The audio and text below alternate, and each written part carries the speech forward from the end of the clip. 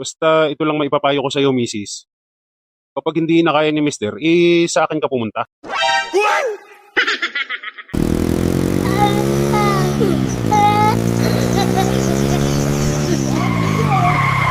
Baba, andito na tayo. Ewan ko sa'yo.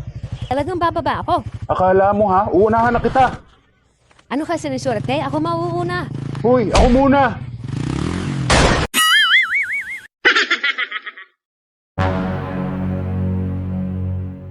Ano hong problema, misis? Ano hong irereklamo nyo? Ewan ko. Ba't kayo nagpunta dito? Tanungin niyo tong asawa ko. Kap, magpapagawa ho kami ng kasulatan. Para saan? Pansamantala ho muna kami maghihiwalay ng asawa ko. Bakit? Anong problema? Hindi ko na ho kinakaya yung ginagawa niya eh. Masyado na hong nalalapastangan ng pagkalalaki ko. Kasalanan mo yan. Sinanay mo ako eh. Teka lang. Hindi ko maintindihan eh. Ano ba talaga? Kasi kahit po hindi ko na kaya, pinipilit niya pa rin ako. Masyado na ho siyang mahilig. Ikaw naman. Kunwari ka pa. Dati naman gusto mo mayat maya. Dati yun. Iba ng panahon ngayon. Teka lang. Ayaw mo pa nun, sir? Ikaw ang lalaki, dapat pabor sa'yo yun. Buti nga sana, Kap, kung ganun lang. Sobra naman ho eh. Nakakahiya din naman. Kasi madalas ho, pag naguhugas ako ng plato, tinatapik niya yung pit ko. Ikaw naguhugas ng plato? Ako rin ho naglalaba. Totoo ba yun, misis? Ganun lang talaga ako maglambeng, Kap. Oh, I see. Tapos, Kap, kahit pagod na ako sa mga gawaing bahay eh, pipilitin niya pa rin ako sa gabi. Kahit nga ho may lagnat ako, sinasakyan ako niyan eh. Minsan nga ho, hinahayaan ko na lang para matapos na. Kaysa naman ho magpumiglas ako at pagsisigaw. Baka ho magising pa yung nanay ko.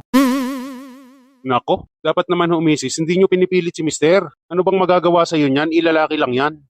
Sana naman, wag mong samantalahin ang kahinaan ng mga lalaki. Minsan nga, Kap, ang ginagawa ko, nakadapa na lang ako natutulog eh. Kasi alam ko, pag tulog na ako, papakialaman niya na naman yun sa akin eh. Kaya lang, pagising ko sa umaga, nakikita ko na lang na nakabukas na yung zipper ko.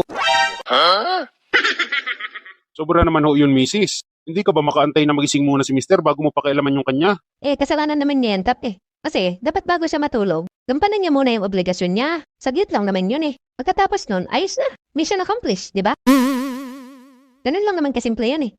Tsaka, Kap, ang isa pang problema ko eh, pinukwento niya sa mga kaibigan niya kung ano yung ginagawa niya sa akin. Pero tingin ko, okay lang naman yun. Wala namang problema sa ganun. Hindi, Kap, kasi ako napapahiya eh. Nako, may mahirap nga yan.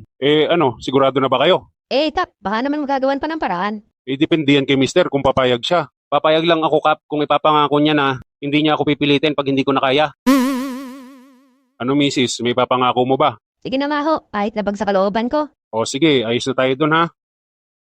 Basta ito lang maipapayo ko sa iyo, misis. Kapag hindi na kaya ni mister, sa akin ka pumunta. Sayang din kasi, laman tiyan din yan.